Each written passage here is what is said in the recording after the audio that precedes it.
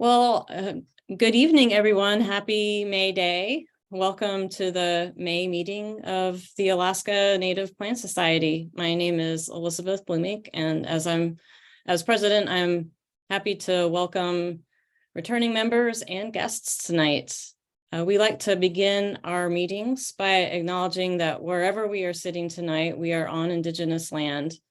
And as we learned tonight about Alaska native plants, we encourage everyone to recognize and support the relationship between Alaska Native peoples and plants over thousands of years. And wherever we travel, to honor the Indigenous values, knowledge, and traditions related to native plants. We'll begin tonight with some announcements and then move on to our speaker program, including a 5-minute talk on Rhodiola in our medicinal plant series, and then Aaron Wells will be presenting on the Flora of Chugach State Park.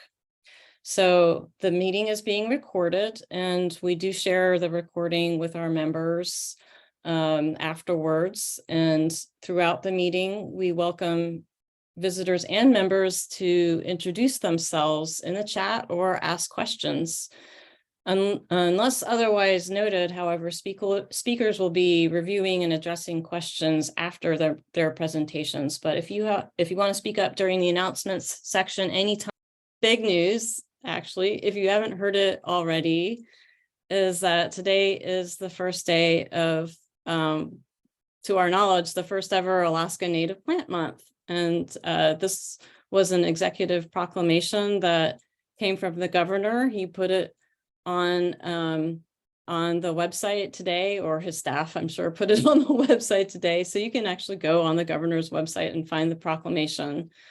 So about 15 different organizations have been involved in getting ready for this, either by helping out with drafting the proclamation, writing a support letter, or coming up with activities to build public awareness about native plants. And so in the month of May, I think we have about a dozen different public outreach activities that include webinars, plant walks, and publications newly available for gardeners and people who want to explore in the outdoors to discover native plants. And there's a website, and I'll share it in the chat in a little bit, where you can explore some of those resources and see an event calendar. And that event calendar is a little bit different from our summer activities calendar, and that these are all activities that are widely open to the public, because one of our goals here is to get more people aware of the values and benefits of native plants and build that appreciation statewide.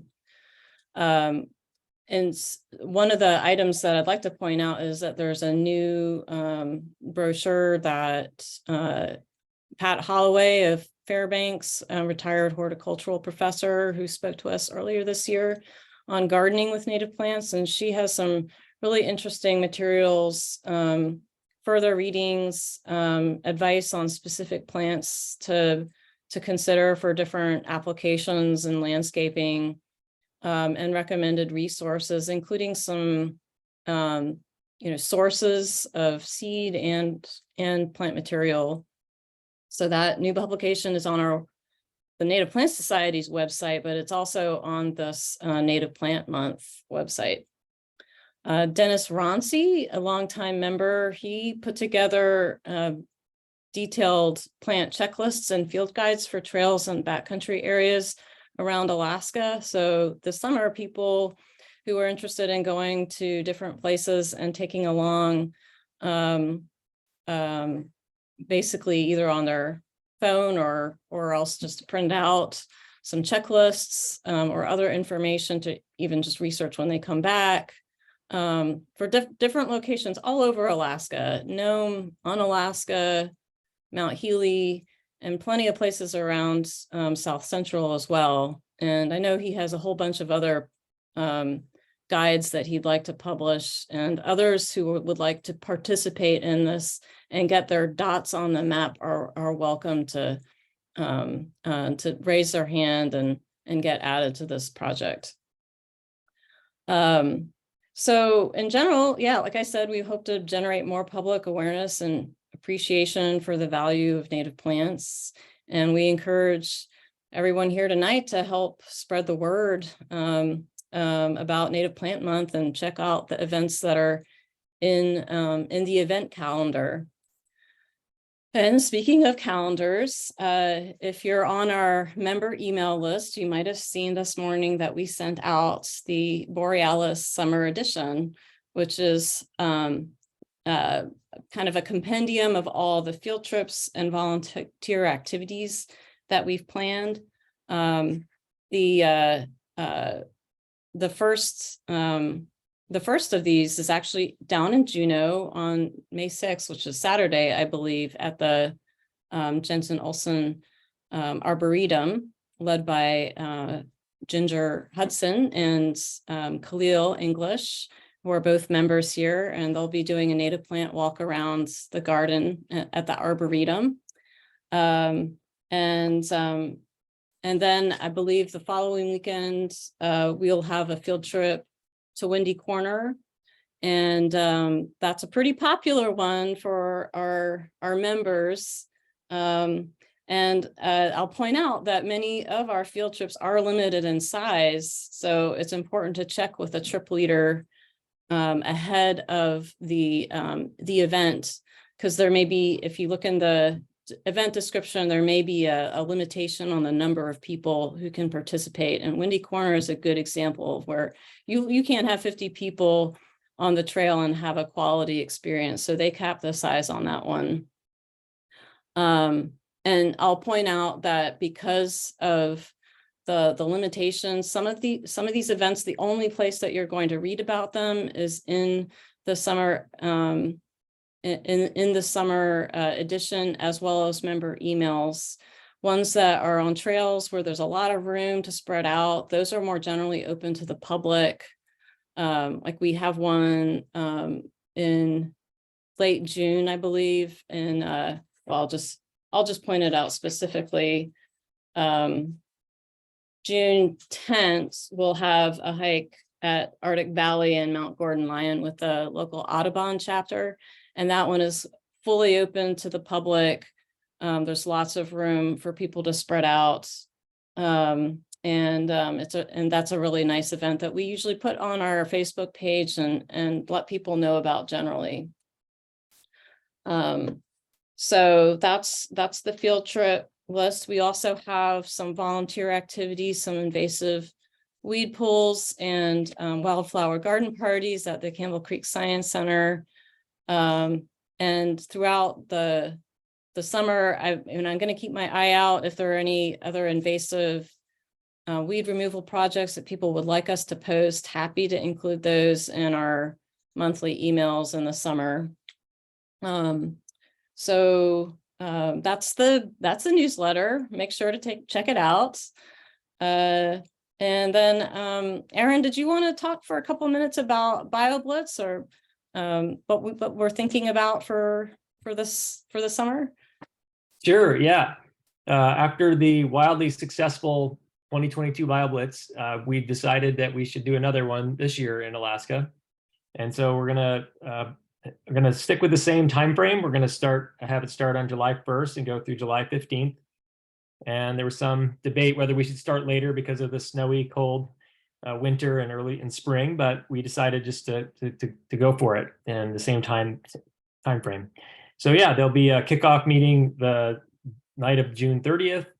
There'll be prizes. I think that we're going to kind of limit the number of prizes this year a little bit, and it's just going to be the most number of observations, the most identifications, and the best research grade photo is going to get a prize. So that's going to be the BioBlitz, and yeah, so get geared up for that.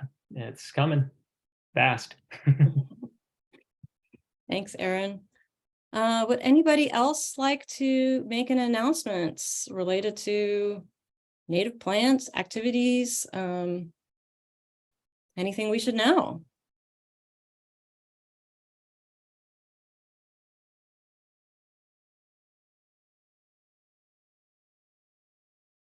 Okay, well, hearing none, I'd like to welcome our first speaker of the evening, Elaine Hams, who is going to present in our medicinal plant series on Rhodiola integrifolia. And I will be sharing my screen while Elaine talks. So bear with me for just a minute.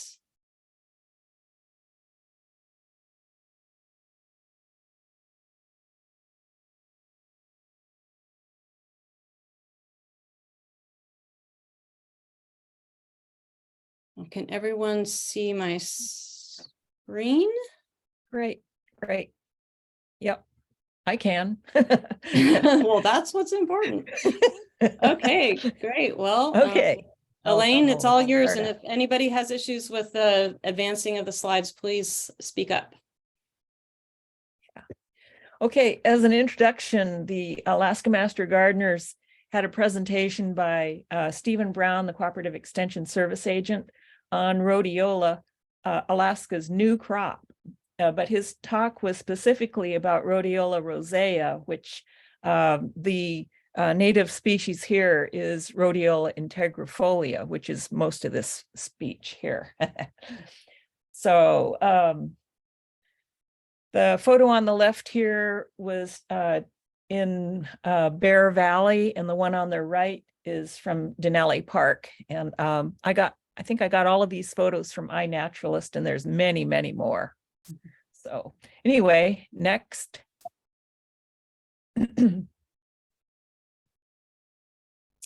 Okay, here's there are lots of names for Rhodiola integrifolia. There's 2 Denina names here, which I'm sorry I cannot pronounce.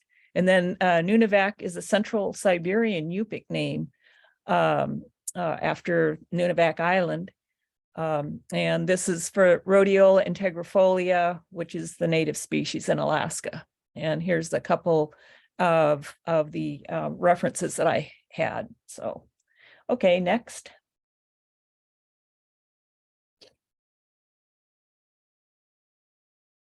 Okay, lots more names. Let's see.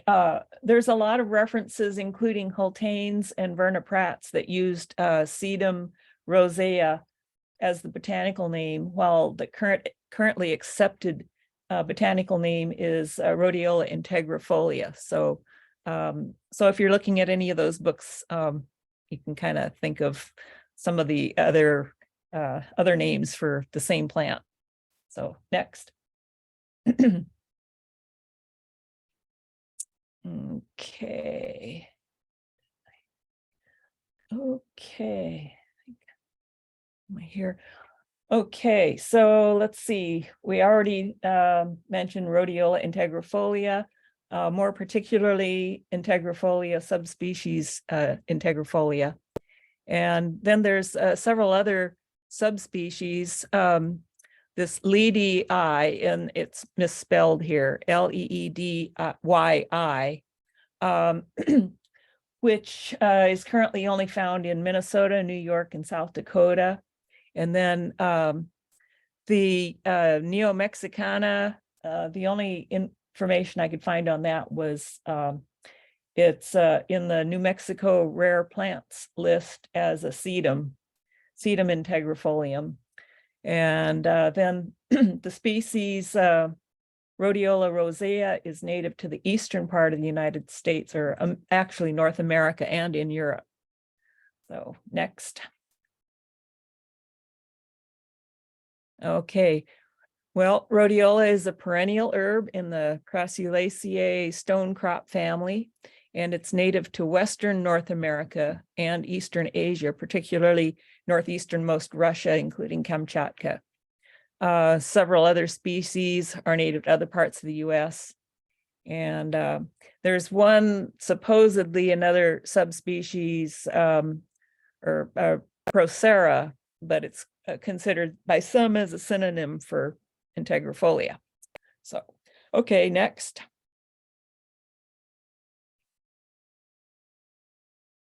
Okay, and here's just some maps so you can see that the integrifolia is a lot more widespread than any of these others that I've mentioned in North America. Okay, next. We're going to go through some of these kind of fast.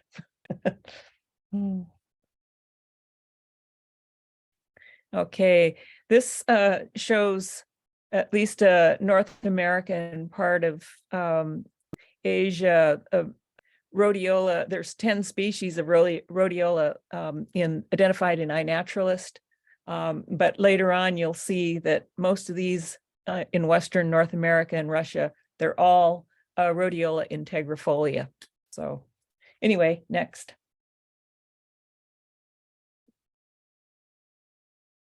And here's from Holtain's a nice line drawing. And then you can see, hopefully all these blue dots are where Rhodiola integrifolia has been found, which is pretty much all over the state. So, okay, next. Okay, and that's integrifolia observations identified in iNaturalist. So there's quite a few. Okay, next. Okay, physical description. For me, it's easier to look at the photos, but anyway, here's some written descriptions. Fleshy plant, smells somewhat like roses. The leaves are spoon-shaped. Glabrous margins are entire or slightly toothed. The leaves are crowded in whorls around a heavy stem, and they're green when new, and they change to orange, rose, or red later as they mature. The stems are topped by a cluster of small, dark reddish or purple flowers with about 4 petals. And the plants can be 4 to 12 inches high, may grow and reproduce from clumps, and are often found in well-draining, gravelly, sandy soils with adequate moisture. Okay, next. Okay, here's a clump of Rhodiola integrifolia that looks to be in a gravelly area, and this was observed in the Sitka area. Okay, next. This is a nice one showing the flowers and leaves that are slightly toothed, and this was taken in the Dillingham area, Wood-Tikchik area. Okay, next. And this shows the leaves whorled around the thick stem, which is amazing. The stems generally do not branch, but they emerge directly from the rhizome. This was observed in the Yukon-Kayakuk area. Okay, next. Okay. The fruits are red, rounded ovals with pointed tips. The plants are dioecious, and or maybe bisexual or polygamodiecious. I think that's how you say it. And it's been suggested that this, I guess, dioeciousness in the genus may correlate with abiotic pollination in cold environments. So I don't know, but it's kind of interesting. Okay, next. Okay, on the left is an older plant with the leaves that are turning red. And on the right are the remains of the flowers and fruits that have matured, and probably the follicles have likely dispersed the dust-like seeds because they're open. So that's kind of a later version of these things. Okay, next. Okay, here's all kinds of culinary uses. And let's just say that it's pretty much used as a vegetable, and it has been fermented in ways similar to sauerkraut in Siberia. Next. Okay, so here's some of the medicinal uses by Denina, Nunavak Islanders, and in Chinese, traditional Chinese medicine as well. A lot of these uses seem to be similar to the adaptogenic qualities attributed to the other rhodiola, Rhodiola rosea. But anyway, there they are. Okay, next. Okay, now I had to put in a little bit about Rhodiola rosea. It's very confusing when you read some of the older references when some of them use sedum rosea and whatever. But if you're interested, there's a number of informative YouTube videos about Rhodiola rosea by Dr. Petra Illig in the Valley. One of the main distinguishing things is that the plants begin with yellow flowers rather than red. And this rosea has been considered to be an adaptogen, and that's what it's being grown for, mainly in South Central, and hopefully maybe be as a income producing crop. Okay, next. Okay, and then here's a map of where it's native to Eastern North America, Northern Europe. Doesn't show rest of Europe, but it's also in Northern Europe. Next. Yeah, this is a cute little one. Was observed in Sitka, but it's where you can see that the margins of the leaves are variable, and the leaves on this particular plant do not have any indentations. They're just smooth edges. So it can be variable in different places. Okay, next. Okay, and you probably, most people, if you get out hiking or anything, you're already familiar with this Rhodiola integrifolia, and you're likely to find it many places. I grow it at home, and if I can grow it, anybody can. But I have not started it from seed. However, if you want to start it from seed, this book by Pat Holloway and Virginia Gauss has some detailed information on that, which would be interesting. But the clumps, of course, of the rhizomes can be easily divided. So that's all I have. Hopefully we got that almost 5 minutes. Any questions? Yeah, please, anybody has questions, please speak up or place in the chat. If anybody wants more of the references, you know, I when you put the recorded version out, you can get them from there. You can always email me too, if you're interested. Okay. Great. I'll just point out that I think the first place that I was able to identify it was on one of our field trips, and it was the one to Arctic Valley many years ago. Neat. Sarah Johnson has a question. Sarah, if I can grow it, anybody can. And in fact, I didn't mention, I don't think, but ABG has the rosea one, the Rhodiola rosea, but I'm thinking it would be really nice to get Rhodiola integrifolia out there too. So anyway, in the wild, it seems to like dry areas, I guess, but it needs moisture. It's everything I've read, it needs water. So I think it would do fine out there.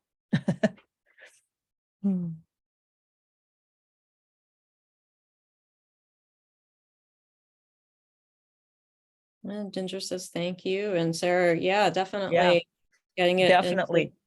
native gardens. Yeah, the herb study group, we talked about that maybe a couple of years ago, and I don't think we've ever really got going on that, but yes, we would like to. And we do have maybe a few other plants, but mostly not. So it would be great to do that. Yep. Okay. Awesome. Well, thank you so much, Elaine. And if anybody thinks of anything else, you're welcome to stick any additional questions in the chat. So thank you very much. And let's see, I'll start my video again for just a minute. Now pleased to bring back Aaron Wells, who is our featured speaker tonight. Aaron is a vegetation ecologist with AECOM Technical Services in Anchorage, Alaska. Aaron has 14 years of experience working on vegetation inventory, monitoring, and mapping projects in Alaska. His interests in plants extend beyond work, and he regularly botanizes in his free time while exploring wild places. And Aaron is currently serving in his 3rd year as treasurer for the Native Plant Society, not as secretary. So Aaron, you're welcome to begin. Okay, thanks, Elizabeth. Let me get my screen shared here. Okay, there we go. Everybody see that? It's loading. All right. Well, thank you for joining us tonight, and excited to be and honored to be presenting on the first day of Alaska Native Plant Month. This is really exciting. And bringing you a summary of the flora of Chugach State Park on behalf of my co-authors, Tim Nowrocki, Dennis Ronzi, Glenn Brown, Justin Fulkerson, and Preston Williamson. And this is the view on the south side of Flat Top looking southwest on a nice sunny day. I'm going to start out with acknowledgements and just start by saying thank you to Chugach State Park for the opportunity to work on this project and for the special use permits they provided us over 3 years to collect voucher specimens in the park. I want to thank my co-authors and collaborators on this project. I thank Justin Fulkerson for verifying difficult to identify vascular voucher specimens and for curating over 200 specimens related to this project. James Walton provided verifications for the 2020 bryophyte and lichen voucher specimens, and Dave Koffernack verified the 2021 bryophyte and lichen voucher specimens. John Shaw with Duke University verified 2 sphagnum voucher specimens that Dave was unsure of, so he sent them to a sphagnum expert. And then I want to thank everyone who contributed to this project, because it is a crowdsourced project. It's a citizen science project, and so thanks for participating on iNaturalist and to everyone who collected voucher specimens. So just going to start off by talking about the study area. Chugach State Park is located, I gotta drop this, here we go. In the, yeah, there we go. The Chugach St. Elias Mountains ecoregion, and that's in south central Alaska. So this, up in the upper right-hand corner, you can see a little tiny inset of Alaska, and the red area is the Chugach St. Elias Mountains ecoregion. It covers part of the Kenai Peninsula, south central Alaska, kind of dips into southeast Alaska over by Haines. And Chugach State Park is on the western side of this area here, just east of Anchorage in that red rectangle. So as I mentioned, Chugach State Park is located in the south central Alaska in the western Chugach Mountains. The climate is transitional between maritime and continental. So as you, from the east over by Girdwood, Alaska, it's wetter and rainier. And as you move west towards Anchorage, there's a rain shadow. It gets drier. And the flora is a mix of maritime and boreal taxa. You have that interesting geography where you have the maritime species coming up from southeast, and then and the coast, and then you have the boreal species coming south. And then the bedrock geology of the Chugach Mountains is dominated by metamorphic rocks. So the study area, the Chugach State Park is predominantly subalpine and alpine physiography. It's high elevation. It's there's not a lot of forest actually. It's a lot of alpine tundra and tall shrub. It's there's also, there's some lowland, a few lowlands and wetlands down in the valley bottoms, actually a relatively small amount of those, and riverine areas in the valley bottoms. The Chugach Mountains have been heavily glaciated over geologic time and are still heavily glaciated. The Chugach Mountains as a whole, I'm talking about not just Chugach State Park, feature 2,466 glaciers covering an area of 6,492 square kilometers, which is an area about the size of the state of Delaware. It's really pretty impressive. That's from a recent study of satellite imagery-derived glacier inventory. Of those glaciers, there's more than 60 glaciers in Chugach State Park. And the landscape it features abundant cirques, steep mountains, and ridge lines and mountain valleys, as this ship photo on the right shows. So I wanted to give a little park history here, and I started to look online, and I didn't know how easy it would be to find history about Flora of Chugach State Park, but it actually turned out to be pretty easy. There's a Outdoor Explorer radio show from 2016 that featured Sharon Cisna, formerly of the Alaska State House, who was pretty integral in getting the park set up, and also a former superintendent as well was interviewed. And just wanted to walk you through a quick history here. In 1959, Alaska became a state, and the lands were divided among various groups, native groups and federal government and state government.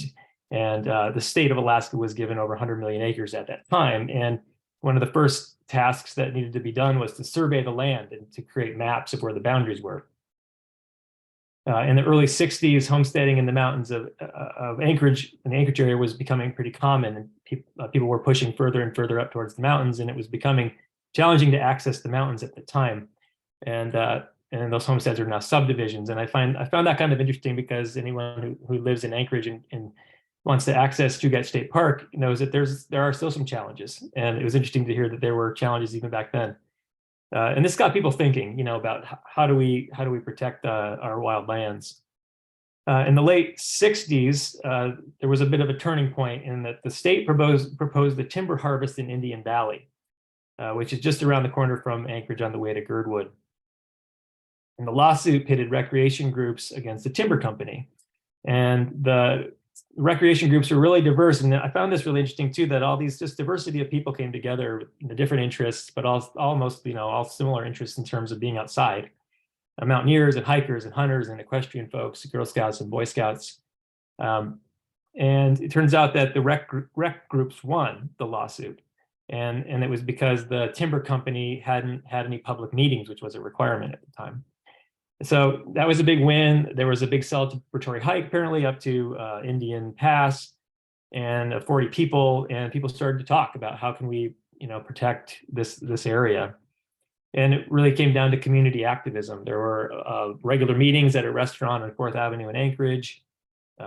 There was apparently at one point there was a meeting where the surveys had been completed, and so there was the first maps being made of the state land in Alaska, and people looked at the map and started marking it up with a marker and circling areas they wanted to protect, and they just decided that why don't we just try to protect it all? So that's what essentially was the early boundary of the park, this big marker circle and a marker on a map, and so by 1970 the community activism had worked, and the Alaska legislature approved Chugach State Park. The photo on the right is of the signing ceremony creating Chugach State Park, August 6, 1970.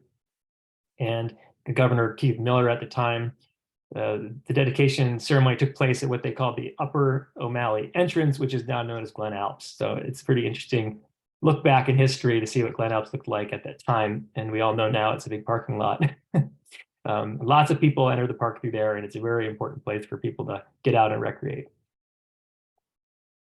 So now next I wanted to talk about the collecting history and meaning the collecting of plants and for botanical purposes. And so what I'm going to limit this to, I limited this just to herbarium records. I didn't delve deeper back in time and to indigenous people or early European explorers. I just looked at what herbarium records we found as part of this project, and they started back in the 1940s.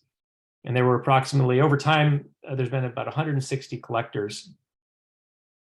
And one of the first was Ernest Lepage from Quebec School of Agriculture, and during the summers of 1947 to 49, and he was in Alaska, did some collecting in Chugach State Park, was also up in the Arctic, and there are some specimens curated at the Carnegie Museum of Natural History. This is on the right is the front page of the paper, the peer-reviewed journal article that was put out in that work. Hildur Krog was a Norwegian botanist and lichenologist who surveyed lichens in Alaska in the 1950s, including Chugach State Park. The 1960s and 70s saw some big names: Eric Hultane, who's the author of the Flora of Alaska. Aaron John Sharp is a botanist and biologist, very well known in his time. Was in Chugach State Park. Virginia L. Wells, an ecologist. Leslie A. Viereck is the lead author of the Alaska Vegetation Classification, was in Chugach State Park. Albert L. Little Jr., co-author with Leslie Viereck of the, the Trees and Shrubs of Alaska. And our own Native Plant Society member, Alan Batten, also a author on the Vegetation Classification of Alaska.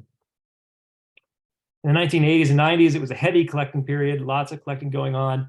And again, I'm just kind of going through some of the highlights. There's a lot of other people who were collecting, but I wanted to highlight a few folks like Carolyn Parker, who's on the call tonight.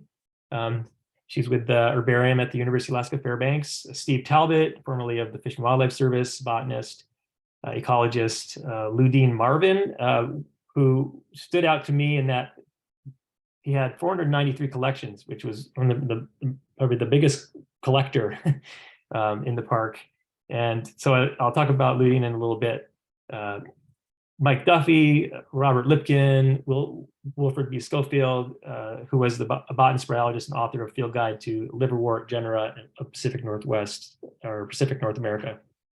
So good to go back to Ludine. I did a little digging just to see who that person was. And I found an article in the Borealis newsletter in April 1987 that reads like this. Please help. ANPS member Ludine Marvin is anticipating a grant to continue his studies of Potentilla nivea this coming summer and upcoming year. He's interested in people gathering and potting live plants to place in his greenhouse for his studies. He's willing to reimburse for costs of materials and shipping, and is especially interested in collections in remote areas. If you're interested to help, you could reach out. So that's just an interesting little tidbit. And I imagine if Marilyn was on the call, she may know Ludine. I don't know, but maybe others do know who Ludine is. In 2000 and beyond, we have some other big names. Anton Reznicek is a sedge expert. Erwin Brodo is a lichen expert. North America, George Argus, willow expert. Our very own Marilyn Barker, founding member.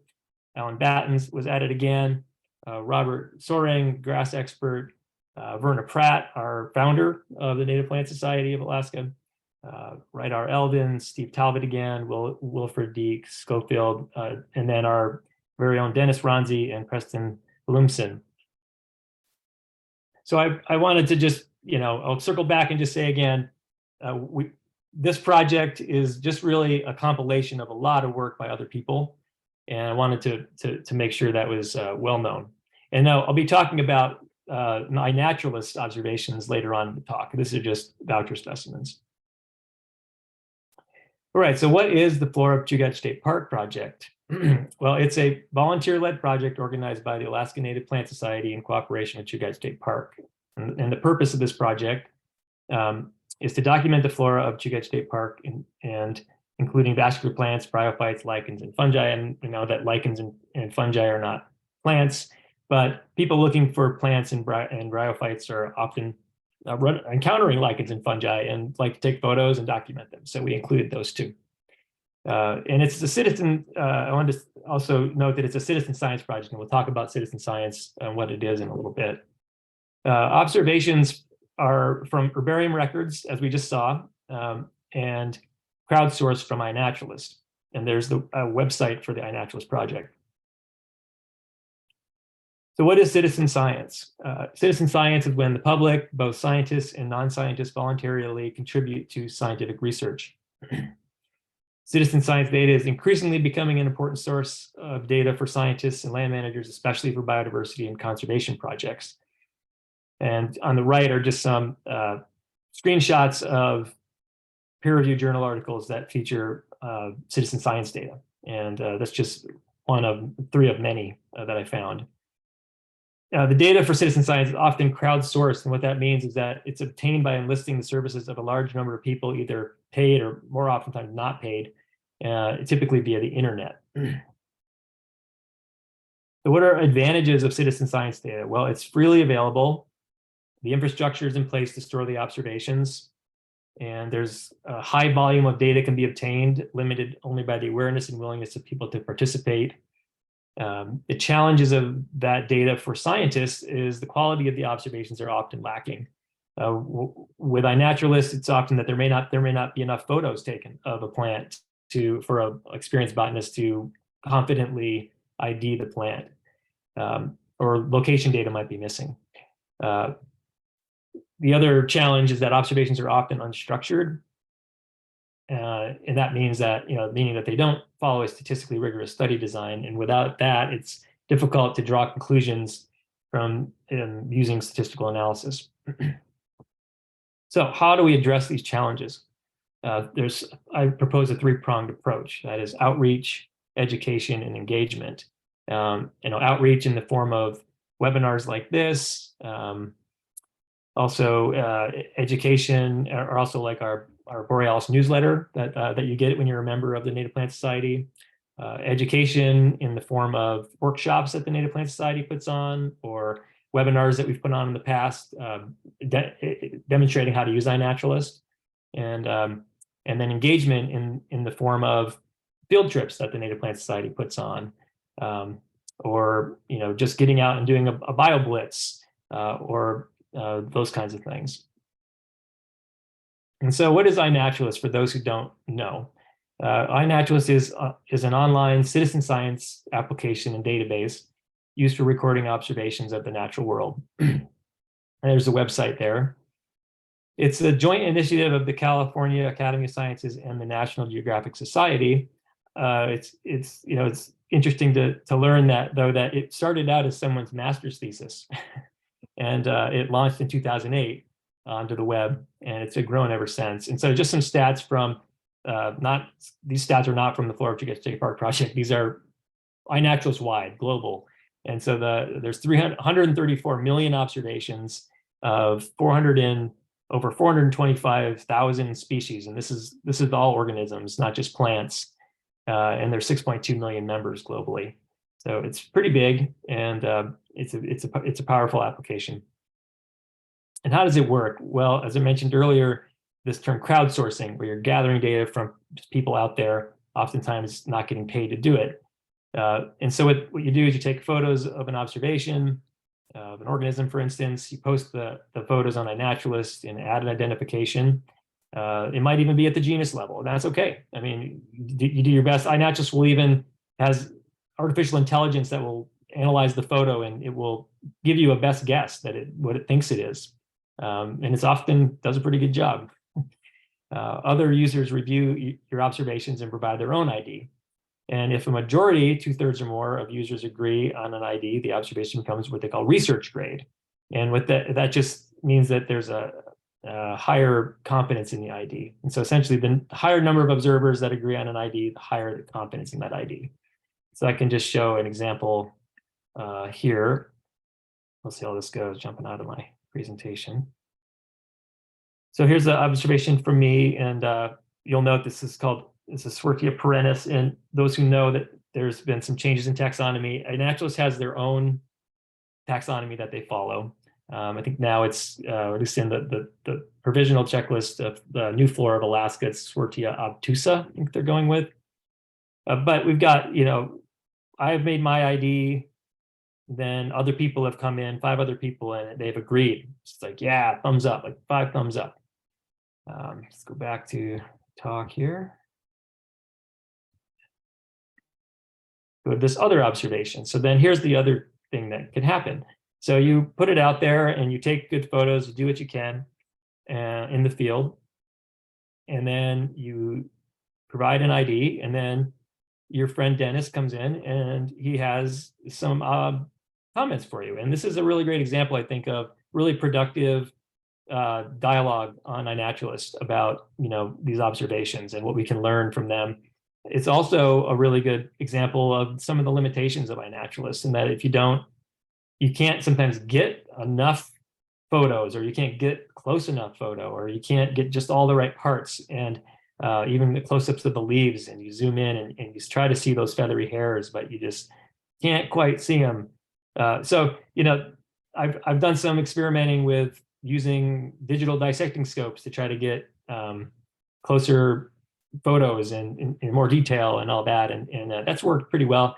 And I'd also say that there's a place still for collecting voucher specimens. You know, if I'd collected that Dryas, you know, I could have brought it back and then anybody could have looked at it at the herbarium. We could have, you know, verified that.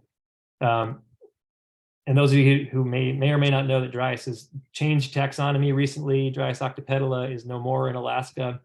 It's and it has been split out into several different species. So, iNaturalist. It's going to move on next to the methods. Talk about you know, how we went about this. So first, we initiated the iNaturalist project in the spring of 2020, and then we applied for and were granted special use permits by Chugach State Park to collect voucher specimens, and we did that 3 years in a row, 2020 to 2022.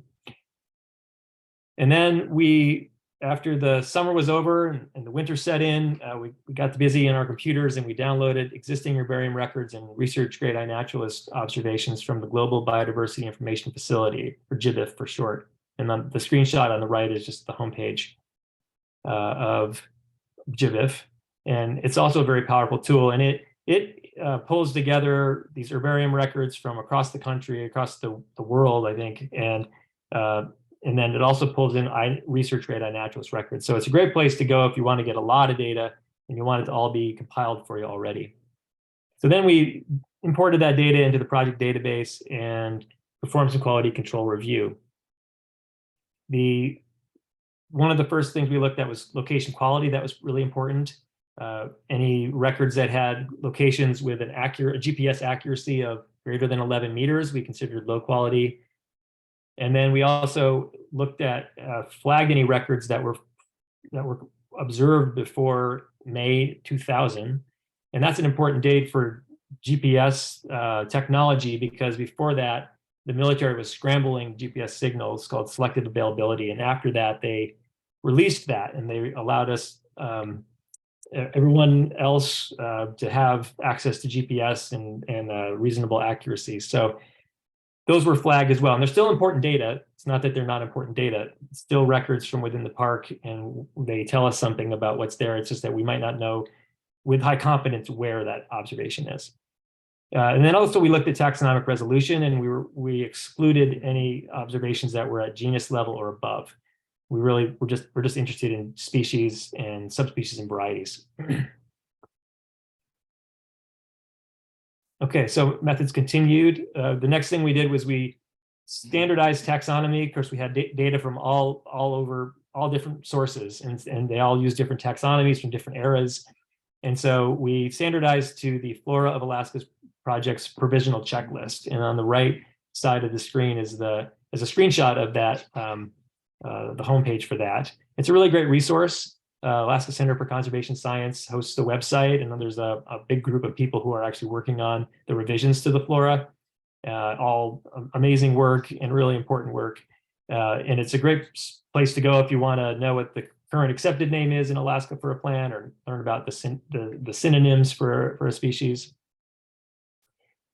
We then compared the list of observed taxa against the rare and non-native plant lists for Alaska, which Alaska Center for Conservation Science also coordinates. And then we assigned any species that were in the park that were on the rare list or invasive list to a state rare or invasiveness ranking. And then lastly, we followed up on observations with obscured locations. And what that means is that an iNaturalist, observers can choose to obscure the location of their observations. And that just means that iNaturalist will store the actual location, but it won't show it on the map. It will show some bogus location somewhere else. And so you don't know if, where exactly that is. And so what I did is I reached out to the observers in iNaturalist, and I asked if they would be willing to share the actual locations. And a lot of people were willing to do it. And once I explained what we were doing, and another interesting thing is that some of the observations that showed up in Chugach State Park that were obscured were actually located outside Chugach State Park or near Chugach State Park in Anchorage, but they were showing up in Chugach State Park because of the algorithm or whatever that was showing it in a different location. So I had to exclude those observations when I found them. And those are folks who, maybe took an observation and made an observation in their yard and didn't want to, share that where their yard was. So after all that, what did we find? As of spring 2022, we compiled a total of 4,698 observations from within the boundary of Chugach State Park. And actually, this is a good time to point out that the results I'm going to show here are through 2021. So the 2022 data we haven't compiled that or started to analyze that yet. And I'll talk a little bit about that at the end of the talk, what the next steps are. But this is as of our last report in the spring of 2022. Of those 4,698 records, 54.3% had high quality location data and 45.7% had low quality location data. And again, I just want to say that low quality observations are still important. And a lot of that just has to do with that the technology wasn't there in the 70s, 80s, and early 90s to get good location data because there wasn't GPS. So of those observations, of the total observations, 1,749 were voucher specimens and 2,949 are inaccurate observations. Greater than 75% of the voucher specimens had low quality observation data, and that's just because most of the voucher specimens were collected before selective availability was turned off. So it was active, or there wasn't GPS technology. Most observations are also located where access to the park is easiest, and this gets at what I was talking about earlier, where the challenges of this data are that they're oftentimes can be spatially skewed. So you will see that here in this map that shows the park.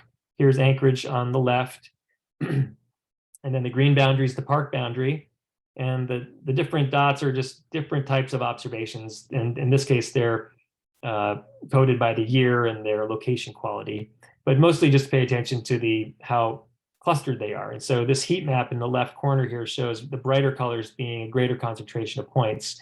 And you'll see that the highest concentration is in this southwest corner of the park, which is where there's a high concentration of trailheads. It's really close to Anchorage. And then there's also some little bit lighter colors in these valleys where there are trailheads or roads that go up in to the park. And so we're going to zoom in. I also want to, while I'm here, let me point out some other things about this. So we see how concentrated all the points are in certain areas. And then we have vast areas that don't have a lot of points. Of course, these are more remote areas, harder to get to. There's these areas in the purple that are above 5,000 meters, or 5,000 feet, 1,524 meters.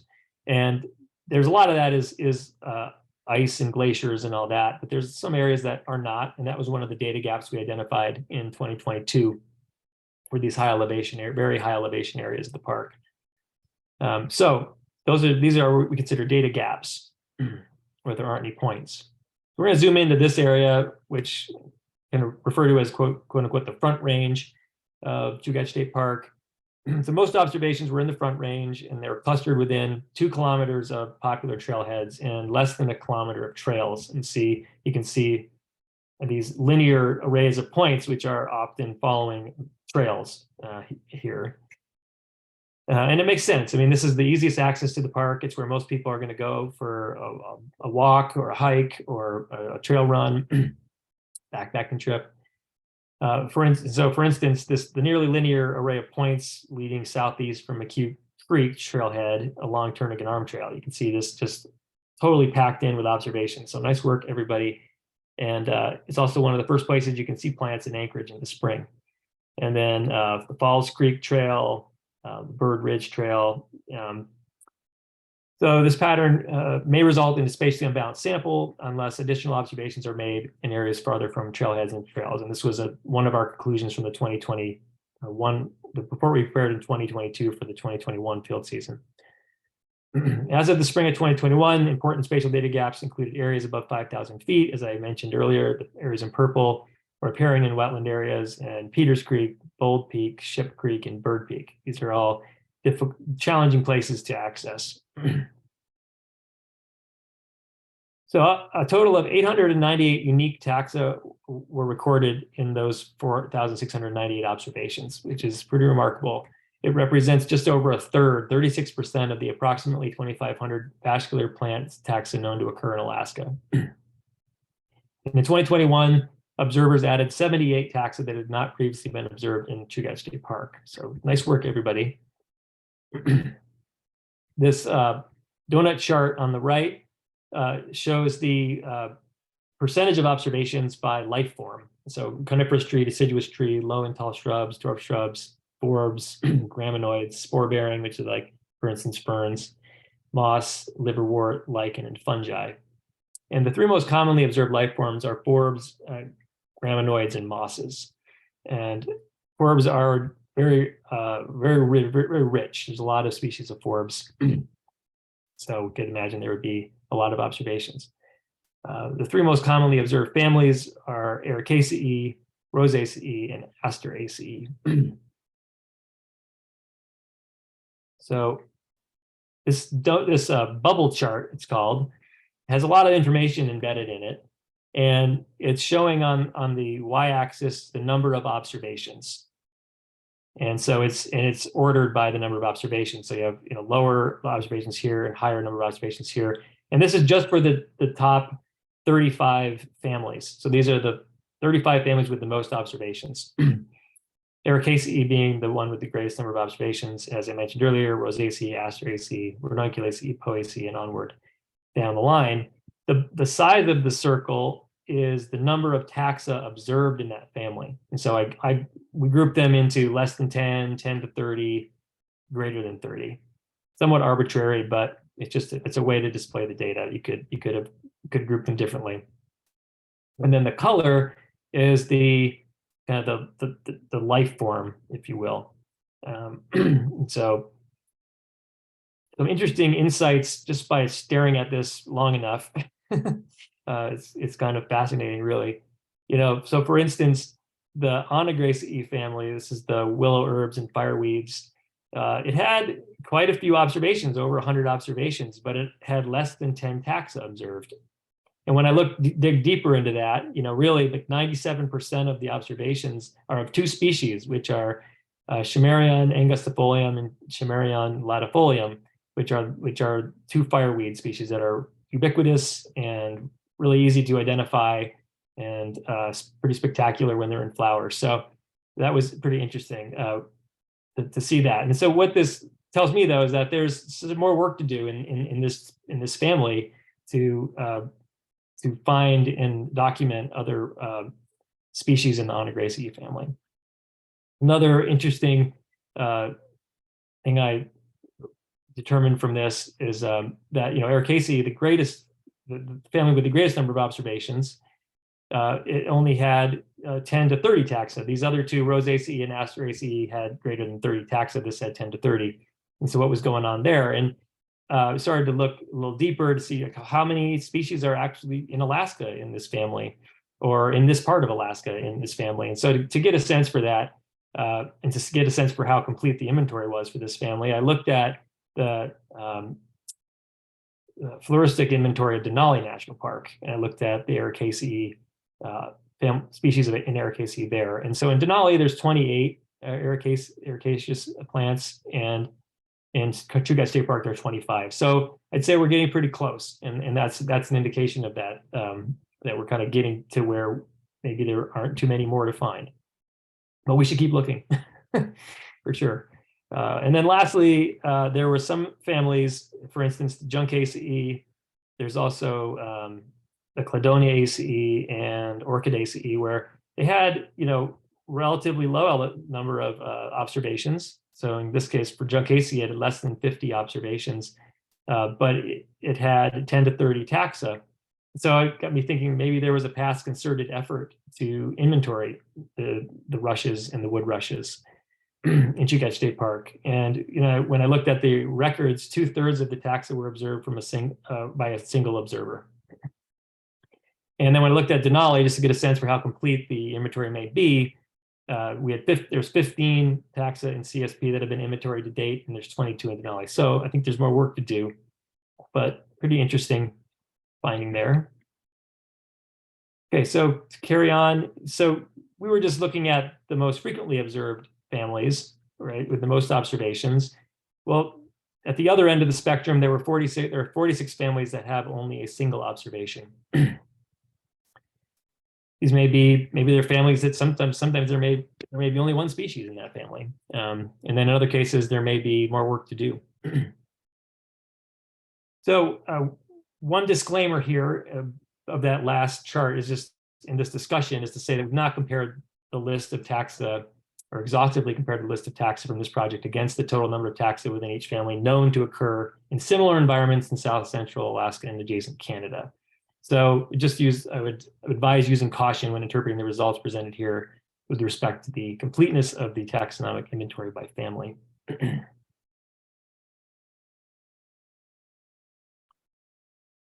Okay, so let's shift from general results to talking about the rare plants that were found. What are rare plants? Well, they're plants with limited range in an area, often due to special habitat requirements, or that otherwise occur in low numbers. We found 25 rare vascular plants and 2 rare lichens across 89 observations. And the table on the far right is the list of all of the rare plants and their state rare ranking. And that rare ranking, the S stands for state, because there's also a global rareness ranking for plants, which start with the code would start with G. The lower the number, the more rare, and sort of the higher conservation concern for those species. I'm just going to jump through. It is interesting to know that there's some rare lichens that were found. One of those is Umbilicaria rigida, which is pictured here. So what I'll do is just I won't go through all these species, and the report, we have reports for 2020 and 2021 on our Alaska Native Plant Society website you can go to and get more details. But I'll just jump through some highlights in some areas that were kind of hotspots for rare plants. Turning Arm area is actually one of those hotspots. Juniperus horizontalis is found there, Draba incerta, both of those in hot and dry habitats. Myanthemum stellatum is found in moist, cool habitats, shady habitats. And then we found one observation of Cryptogramma stellari in a rock crevice in a calcareous spring. Including the lake area, there's a calcareous fen in the area there, actually a couple of them. There's some interesting plants there, Eriophorum verticarinatum, Trechophorum pumilum. And then up in the uplands, the dry hot uplands, Carex sprenglii, Carex tahoensis, Artemisia dracunculus. And then in Ram Valley, Batricium ascendens, Batricium yaksudaki. It's taken me a while to figure out how to pronounce that. And if I'm saying that wrong and someone on this call knows how to say that, please correct me. Draba densifolia and Draba macunii were also found in Ram Valley. And there's a few photos here on the left, of just some of these rare plants. Myanthemum stellatum, Batricium yaksudaki, and Cryptogramma stellari. And I want to, I'll say this first, and then I'm going to introduce Preston to you all, and he's going to give you a little update on Campbell Creek Gorge. Campbell Creek Gorge is a special habitat that may warrant further rare plant surveys. So Preston, do you want to jump in and introduce yourself and let us know what you found there, some highlights from that area? Yeah, thanks, Aaron. Hello, everyone. I'm Preston, currently the VP here. I'm an undergrad here at UAA in Anchorage, and I was just kind of bitten by the lichen bug a couple years ago. Kind of started on some of our hikes, kind of just a hobby, if nothing else. And then this opportunity for the Flora presented itself. So that was a great opportunity to try to get out there and actually do some collecting for the herbarium. When I was thinking about where I wanted to do this, I was looking at the park kind of big scale, and kind of just to echo Aaron's introduction, the park is just dominated by the alpine and subalpine habitats. And I was kind of looking to see, is there anything that may be a lot different than that could be checked out that maybe people hadn't investigated too much. So I started for satellite imagery, Google Earth, and maps. It's kind of where I usually start things when I'm brainstorming. And as I'm looking at the satellite imagery of Chugach and the Anchorage area, I just see this giant gash in the map, and it's right on the edge of town. And I, kind of looked and wanted to see what that was. It's the Campbell Creek Gorge. And I decided to go out there and hike in person. And I had no idea just how big of a gorge we had right here at the edge of town. And I tell everyone it's probably one of the best kept secrets of town here. And if you haven't seen it, you definitely should. The reason I think it could potentially be some special habitat is, like I said earlier, it very much contrasts the alpine and subalpine habitat that you see throughout the rest of the park, especially with the lichen stuff, which I've been focusing on. A lot of lichens need rock.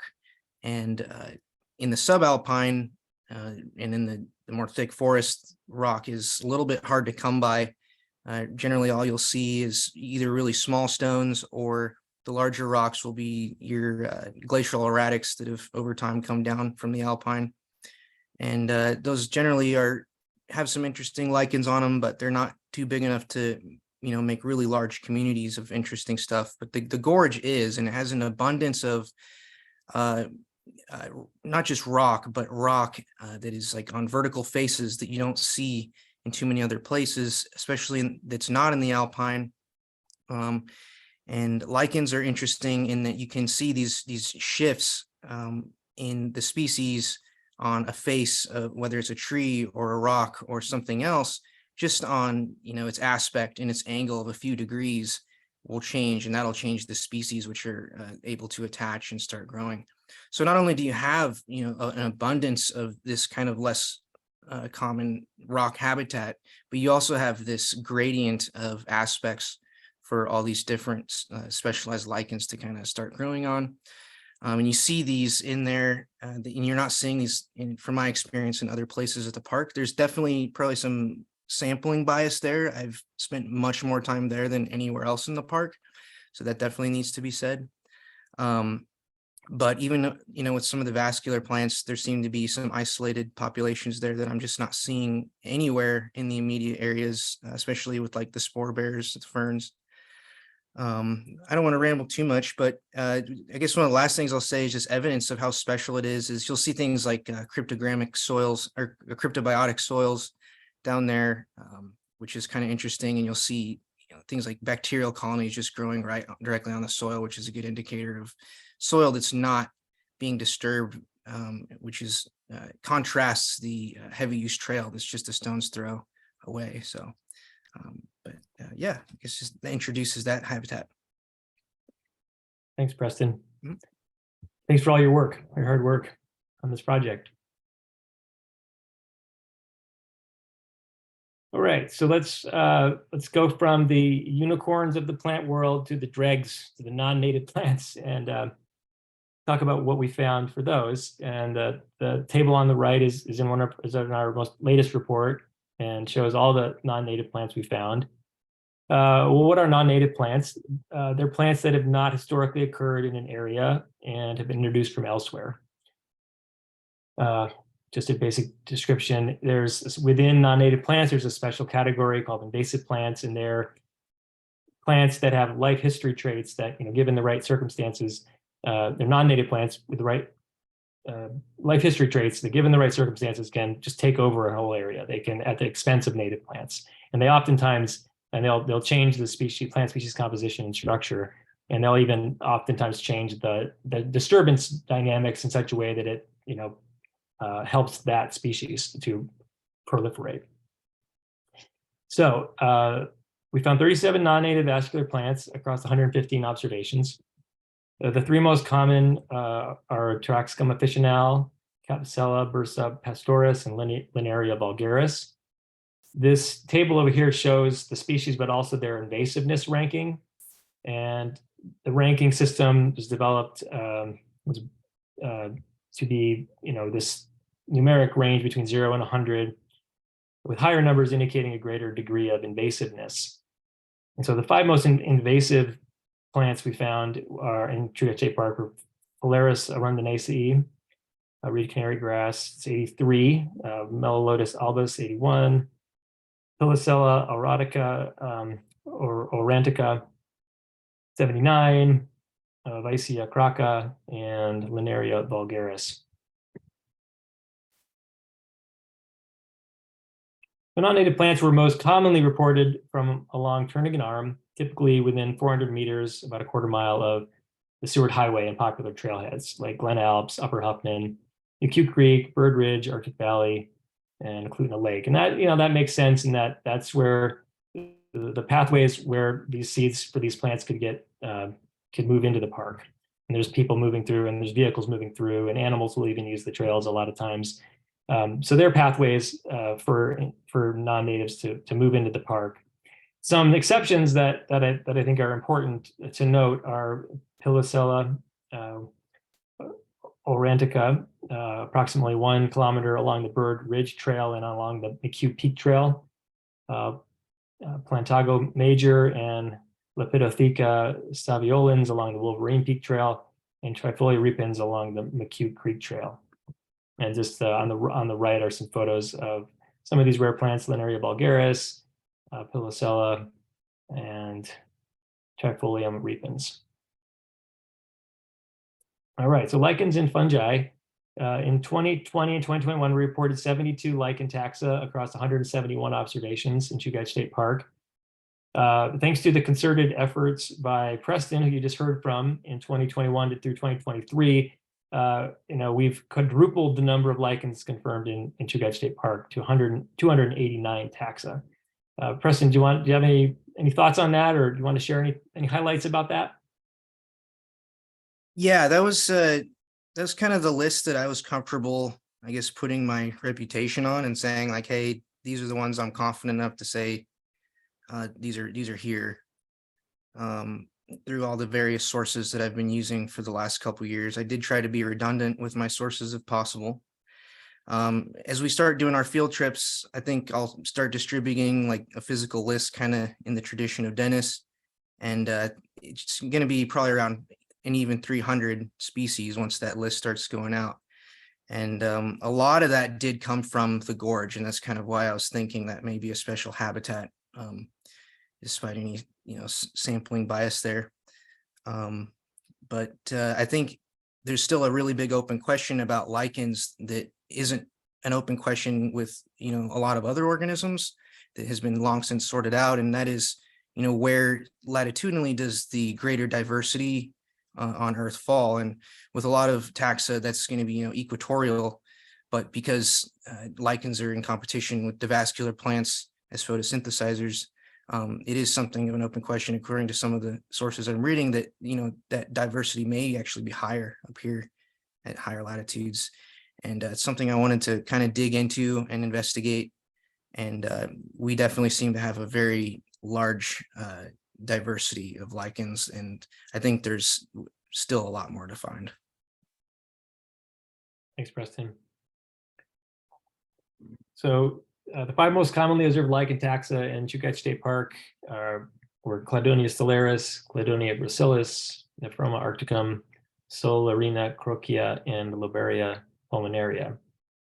The 5 most commonly observed fungi are Amanita muscaria, Fomenopsis speculina, Linus igniarius, Fomes fomentarius, and Inonotus obliquus. And there's some photos there on the right of some of the common lichens and fungi in the park. Oops.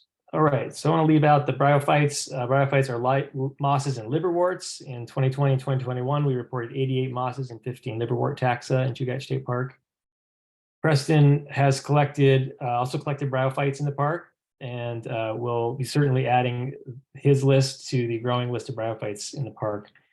The most commonly observed bryophytes are shown on the right. Those photos on the right.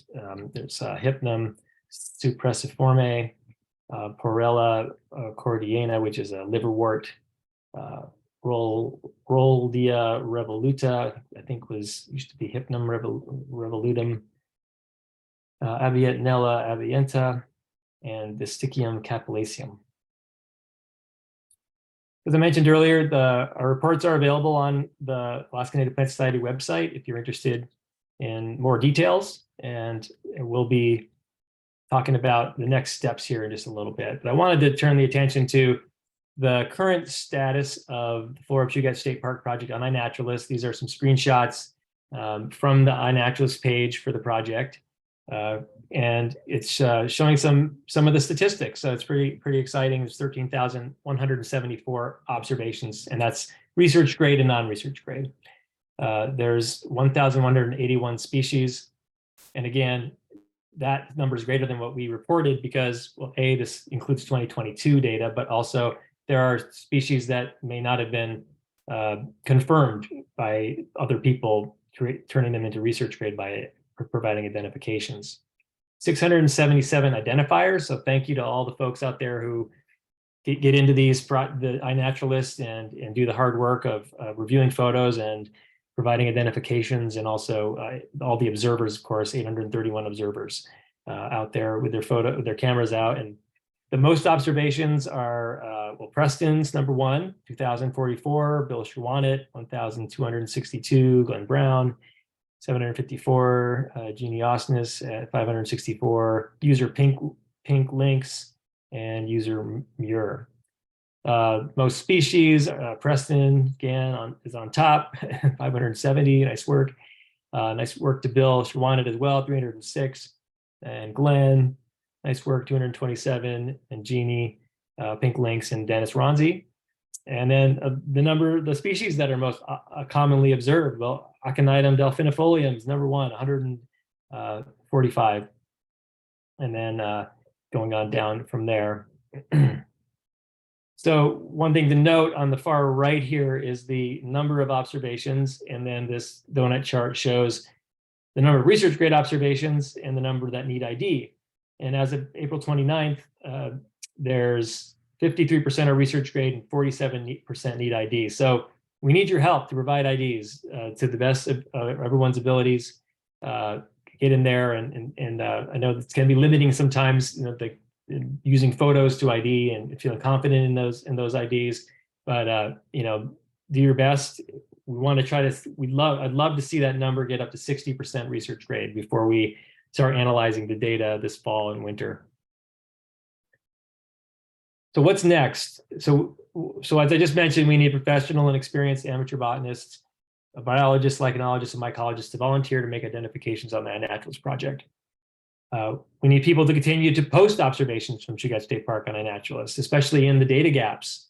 And I have BioBlitz there just to say that that's coming up in July, and Chugach State Park is right there for folks who live in the Anchorage area. And so, yeah, take a backpacking trip to someplace remote and take lots of photos.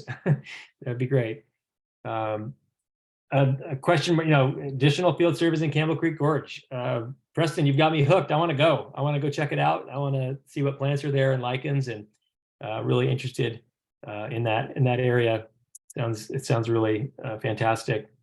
And then another step here is that Preston has, he has a list of confirmed lichens and bryophytes, but he also has voucher specimens of both life forms that either require genetic sequencing to accurately ID or require expert verification.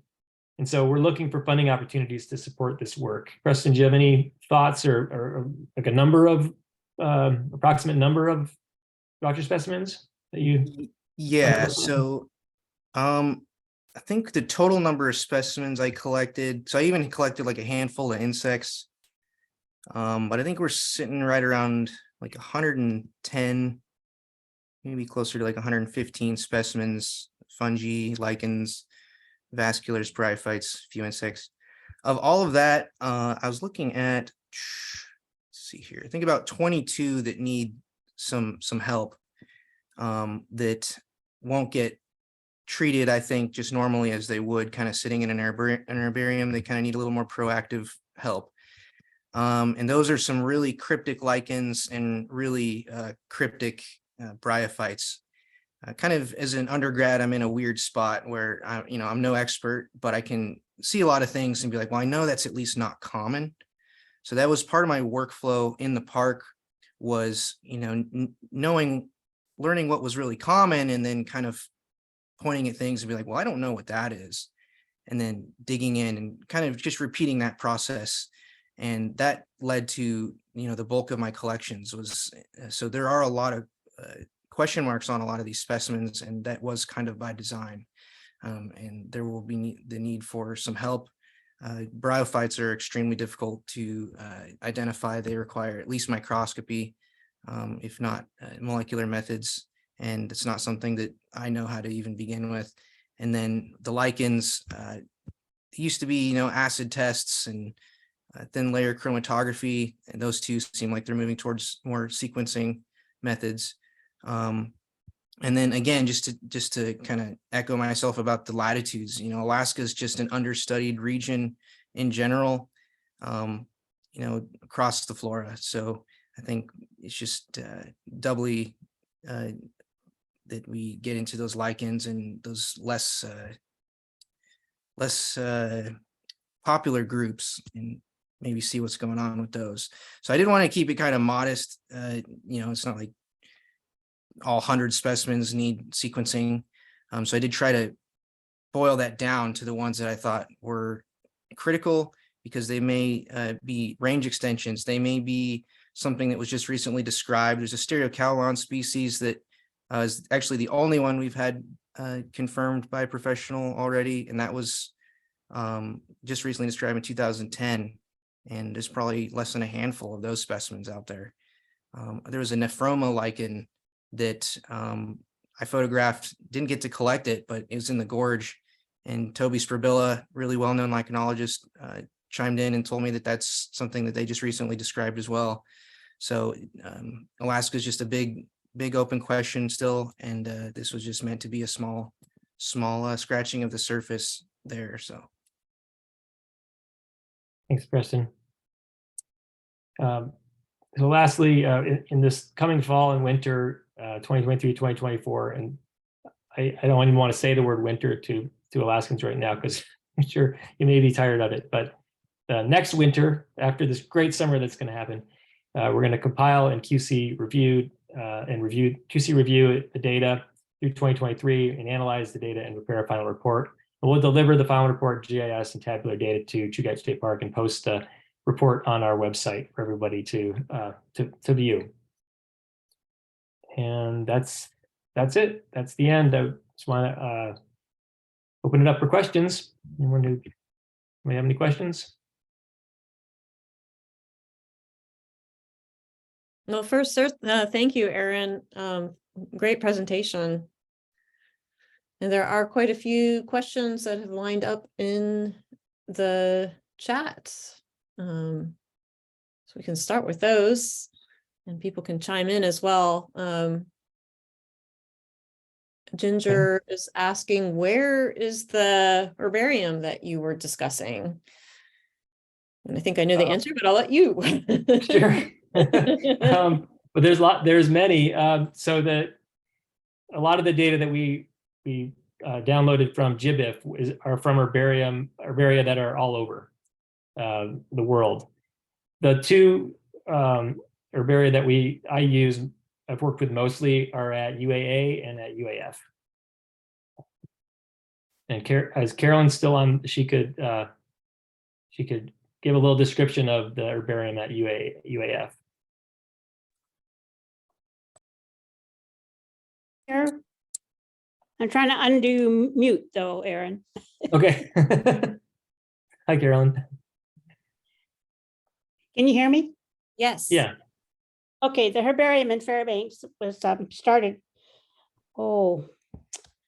60 or more years ago, but it really got a racing start when Dave Murray came on board, and now because it's accumulated a lot of Park Service collections and additional collections like the collections from Palmer and from the Forest Service. It's growing by leaps and bounds right now, and it's not all. I wish I could remember the number of specimens we have of vascular plants, but it's pretty darn high. And it's got a fair bit of vetting has gone into it over the years. And it is open to anyone who would like to come up and spend some time and although you would need to get hold of our curator, Steffi Eckert Bond, and check with her and arrange for a time to come. It is open to the public if you have a valid reason for coming up and having use of it. Thanks, Carolyn. Anybody from UAA or barium on? I can't speak to UAA, it's smaller. Someone else there can probably speak about UAA. Yeah, I'm Okay. Justin's assistant. I guess I wasn't sure if Justin was here or not, but yeah. Okay. But yeah, there is a herbarium and UAA in Anchorage, and I know it's a bit newer and a bit smaller than UAF. And it might be worth pointing out that we can visit many of these herbariums virtually. It takes some learning, but it's a really nice feature that there's the consortium of Pacific Northwest herbaria where you can look at pictures and you can look at dots on a map, and so if you don't have the opportunity to go to Fairbanks or visit UAA, you can visit them and quite a few others online. That's a great point, Elizabeth. Yep. There's lots of online resources with imaged herbarium specimens. Yeah. Let's see. Cool. Thanks so much for the info on herbarium. No problem. You included fungi and lichens. This is from Sarah Johnson. Are slime molds included as well? I know they are very strange life forms. I have to admit, I'll have to refresh my memory on where they fall in taxonomy. If they are in the kingdom with fungi, then they would, but I don't know. Actually, I'm not sure. Yep. Aaron, this is Carolyn. I think fungi are in their own kingdom now. Mm-hmm. Yeah. It's probably up for debate with some people, and of course with lichens, the actual growth form you see is mostly fungi material. Mm-hmm. Yep. With algae in there. But yeah, would you know, Carolyn, do you know where slime molds fall in the taxonomy these days? I don't know. No, I don't. Sorry. What's that? I would assume it would be with fungi. Okay. But alas, it isn't. It isn't. Okay. No, they're not fungi at all. They were studied with mycology for a long time, but they're much more closely akin to animals. And I think they're kind of in that junk drawer kingdom of the proteus. Okay. Well, At least thank you. that's where they were most recently. Okay. So no, if they're in there, that family or that kingdom, they're not included in this project then. Yep. Well, thanks everybody for the group effort on that one. So Bill and I'm guessing Mira are on here tonight. Yeah, well, I'm glad you could join us. Y'all have anything to add or have any highlights from your time in this project?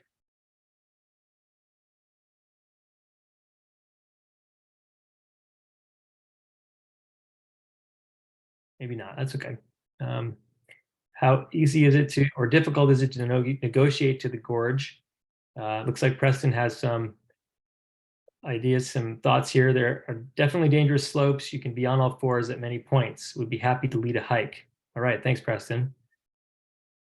Make sure to sign those waivers. Yeah. Yeah, Right. yeah, definitely. No liability on my part. Can I add a question? Go ahead. Yeah. So this is Bill. So do you actually, when you negotiate the gorge, do you do it in the canyon bottom or are you side hilling? I mean, what are you doing? It's just these really steep slopes. Someone's even run a rope down there. I don't trust it. There's everything. There's a rock scramble. I've seen the rock faces change after earthquakes, but there's really steep sandy slopes, and that's just most of what it is. And it likes to slide real easily. It's not very stable ground either. I definitely almost hurt myself, and I definitely would not take everyone in there. Not everyone can get in there. I'm just going to have to be 100% honest about that. I even bring my old ice axe in there with me sometimes so I can self-arrest on the slope, even though there's no snow. It's that steep.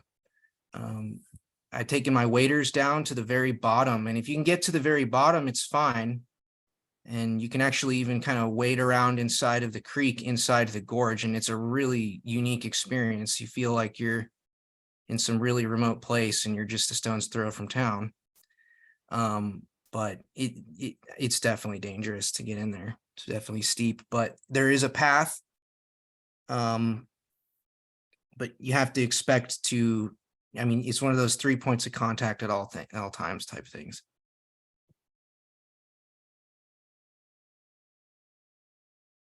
Well, I'll just add briefly that helps to explain why not many people have identified plants and other organisms down there. Mhm. There are some portions of the gorge that you definitely can't even get to. They're just too steep. So you're trying to get to the ones that are just barely doable. Sounds like an adventure. And Aaron, I don't know if you had posed a question of me earlier about my experience, or that was intended for someone else. Oh, yeah, I just said someone had posted that you were on, and that Matt Muir is on, and I just put it out there to the both of you to, if you had anything to add, highlights from your experience on the project. Well, for me, it just became another obsession. But it's great. I mean, I'm coming definitely from the perspective of a amateur, and I'm also a guy who uses common names, so I'm kind of, it's always interesting to kind of tiptoe into the world of botanists. But yeah, no, I've been impressed actually by how many, just by looking more closely, how many more plants and other organisms are out there. Nice. And I do apologize, Bill, if you had sent something that I missed. I did momentarily lose connection there. No, I didn't know if you had, and it makes sense that you would be side hilling and trying to, since you're looking at the rocks that are, the edges of forming the sides of the canyon walls. I was just curious what your method was, that's all. It's pretty crude. Yeah, pretty crude.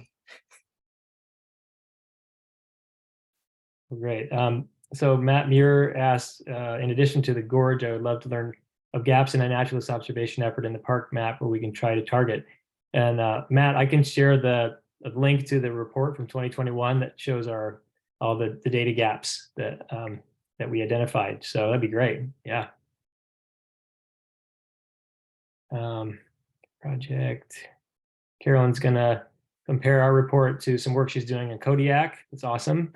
I want to see your report, Carolyn, when it's done. That'd be great. Got a deadline now. It's coming. Is it coming? Okay, it's got to come. It's got to get Yeah, done. it's gotta come. Okay.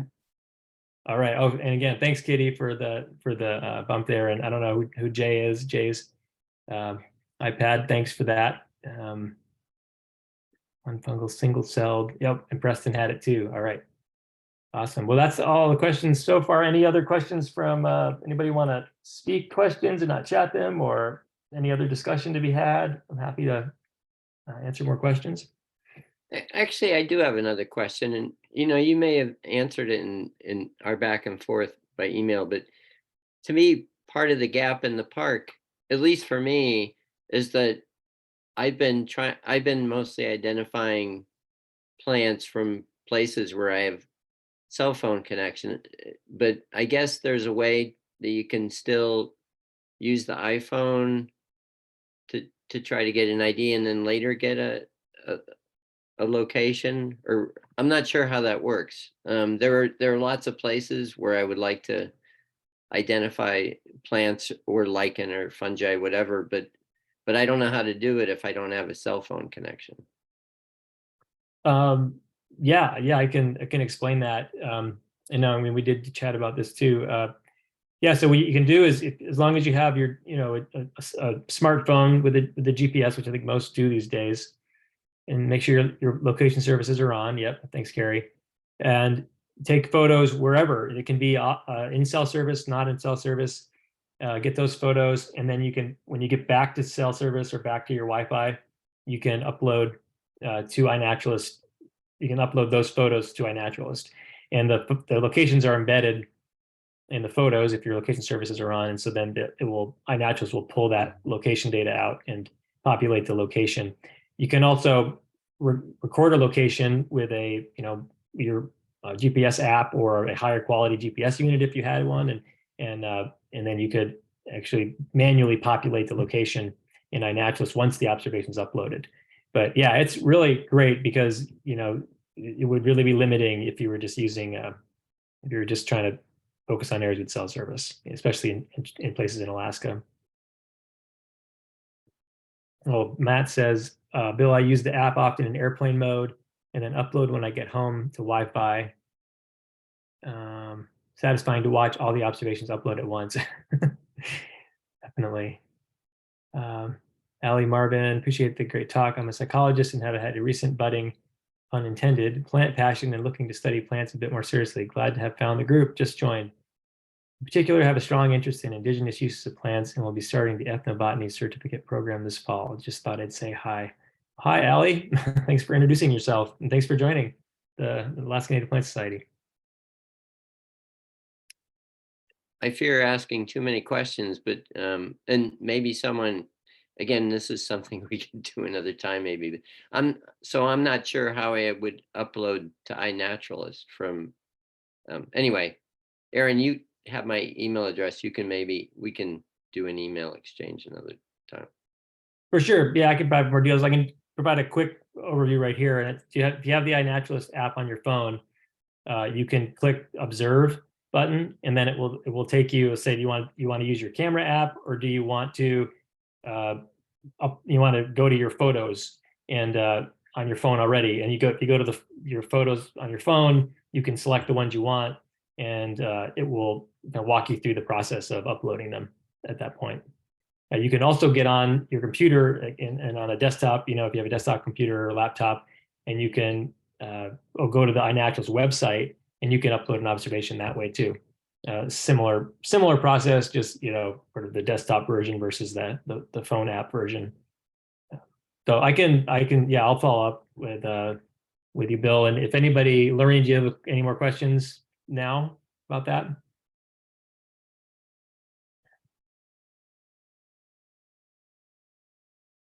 If not, I can follow up later with folks.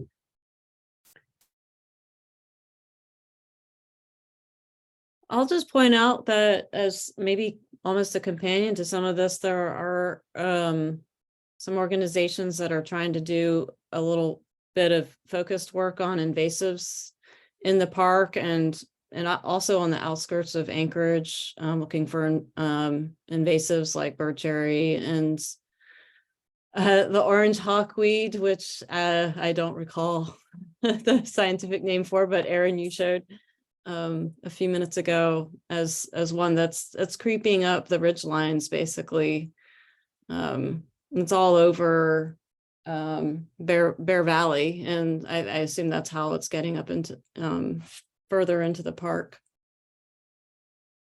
Anchorage Soil and Water Conservation District is leading some of those efforts, and we'll be cross-posting some of those when they have details to share about them this summer.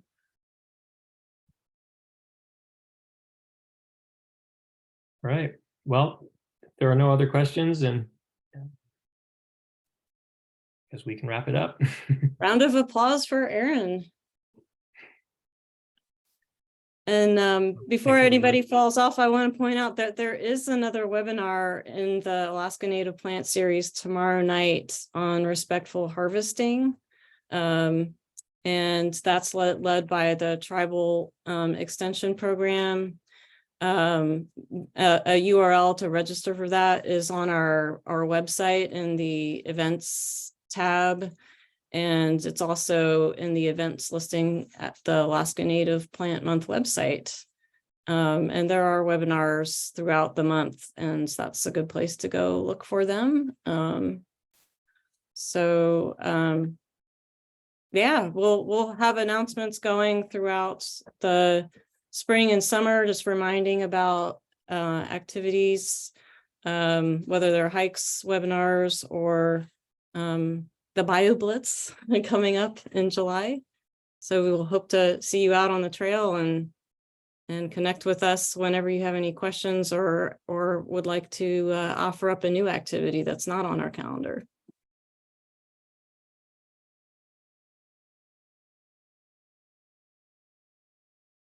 So thank you all for coming tonight. We'll just say good night and happy May.